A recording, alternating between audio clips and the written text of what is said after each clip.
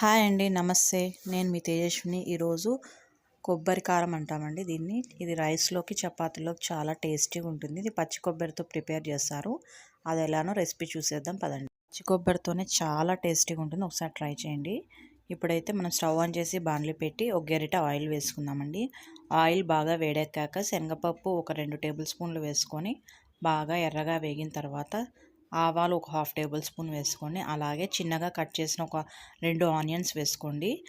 ఇందులో ఆనియన్స్ బాగా వేసుకుంటే టేస్ట్ చాలా బాగుంటుంది. అలాగే కరివేపాకు కొద్దిగా వేసి ఆనియన్స్ బాగా మగ్గనిద్దాము. అంతలోపల మనం కొబ్బరిని కట్ చేసుకొని అది మిక్సీ పట్టుకుందాం. ఇప్పుడు మిక్సీ జార్ తీసుకొని కొబ్బరి ఇలా నేనైతే ఒక కప్పు తీసుకున్నానండి. అది చిన్నగా కట్ చేసుకొని మిక్సీ జార్లోకి వేసుకొని కొబ్బరిని ఒకసారి మిక్సీ పట్టుకొని మళ్ళీ ఓపెన్ చేసి ఇందులోకి కారము అయితే 2 స్పూన్లు వేసుకున్నానండి.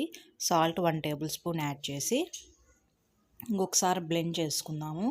అంతే అండి, కారానికి కొబ్బరి అయితే ప్రిపేర్ అయిపోయింది. ఇప్పుడు ఇక్కడ మన ఆనియన్స్ అయితే మగ్గిపోయాయి. ఇప్పుడు కొబ్బరి కారం మిక్సీకి పట్టుకున్నామే పచ్చి కొబ్బరిది, అది అందులోకి వేసి బాగా ఫ్రై. పచ్చి కొబ్బరిలో కొద్దిగా తడి ఉంటుంది కదండి, ఆ తడి అంతా వెళ్ళిపోయే వరకు బాగా మగ్గించుకోవాలి. మనకు అప్పుడే ఒక ఫ్లేవర్ వస్తుంది బాగా మగ్గిన తర్వాత. అప్పుడు మనం స్టవ్ ఆఫ్ చేసేది. అంతే అండి, మన టేస్టీ అయిన పచ్చి కొబ్బరితో కారం అయితే ప్రిపేర్ అయిపోయింది.